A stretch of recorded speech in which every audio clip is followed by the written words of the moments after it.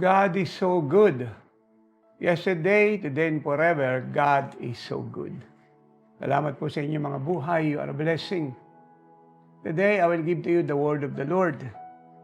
At ito ay nasa book of Hebrew 6 verse 10, and I quote the word of God. For God is not unjust to forget your work and labor of love, which you have shown toward His name, in that you have ministered to the saints and do minister. So ang Bible po ay punong-puno po ng kapayagan at katotohanan at tayo po ay ginawa ng Panginoong pagpapala sa lahat. Sa mga matatanda, sa mga bata, sa mga widow, sa mga wala kay Kristo, at the same time sa mga banal. Sa mga kapatiran, kasama na po rito ang mga nasa fivefold, ang mga manggagawa ng Panginoong Hesus. At yan po ang dahilan kung bakit siya po muling narinig ang tinig ng tatay, ang lingkod ng Diyos, sapagkat meron po tayo magaganap na Bishop and Pastors Gathering sa December 9, na kung saan tayo na naman po ang host, ang leader.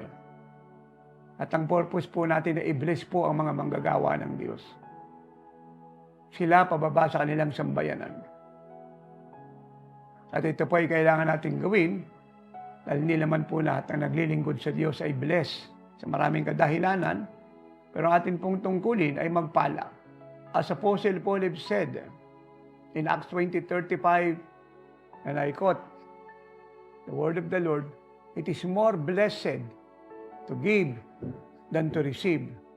And this is the teaching, the example of our Lord Jesus Christ. Kapag tayo po ay nagpapala, tayo po ay lalong napapagpala. For it is more blessed to give than to receive.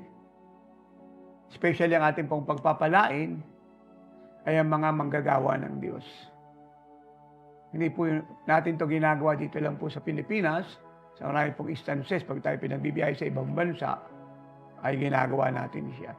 How much more sa atin pong mga kapwa Pilipino, mga kapatiran sa iba't ibang fellowship na nangangailangan ng biyaya. Kaya for us, it's a great honor and privilege out of God's goodness to us, to be expressed through us.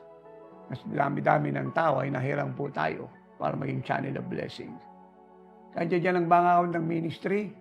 Alam mo lang nilagay ng Diyos sa inyong puso para sa dadating pong Bishop and Pastors Gathering, kung saan ay tinatawagan natin ng mga bishops at mga pastors by hundreds, at depende po ito sa ating pong resources kung gaano karami atin po pwedeng padaluhin para pagpalain. Kaya ang atin pong sama-sama ang pagbibigay ay napakahalaga.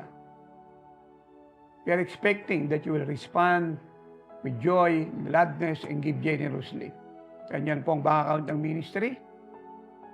Specify niyo po pag kayo po ay naghulog sa bank account ng ministry. Paabot po sa accounting, tumawag sa ating hotline. Na ito po ay para sa Bishop and Pastors Gathering. Para malaman po nilang hindi niyo po yung tithe, hindi po yan yung inyong pledge sa TV, sa radio, sa Mission of Love, at iba pa pong bigayan. So dito po ay para sa Bishops and Pastors Gathering. At ako po ay naniniwala, alam niyo ang principle, ito po ay karagdagan yung pagbibigay, hindi niyo po ililipat yung inyong mga pledge at vow sa TV, sa radio, Mission of Love, Mission Travel, at iba pang bigayan, kasama ang inyong mga ikapu, para ilagay rito. Ito po ay steady na, ito po ay intact, ito po ay SOP na, at ito pong ating pinapaabot ay karagdagan pong pagkakaloob ng bawat isa. At ako po ay nininiwala na hindi po kayo nag-aalat at tatakot sapagkat alam niyo po ang truth, ang principle. The more we give, the more we receive. Ang karagdagang pagbibigay ay karagdagang pagpapala. Especially, ito po ay ginawa natin bunga ng pag-ibig sa Panginoon at sa mga manggagawa ng Diyos. So again, thank you for your life. Thank you for love to the Lord. Thank you for your love to the servants of God. And thank you for blessing them abundantly, beyond measure. And in return, according to the word of the Lord, God is not unjust to forget your labor of love. Hindi po niya kakalimutan ang iyo pong pag-ibig, pagmamahal at pagsasakripisyo. Kayo po'y kanyang pagpapalain at walang pwedeng pumigil nito. So the Lord richly bless you. The Lord bless you and keep you and make His face shine upon you. And the Lord give you peace. And all God's people say, Amen and Amen.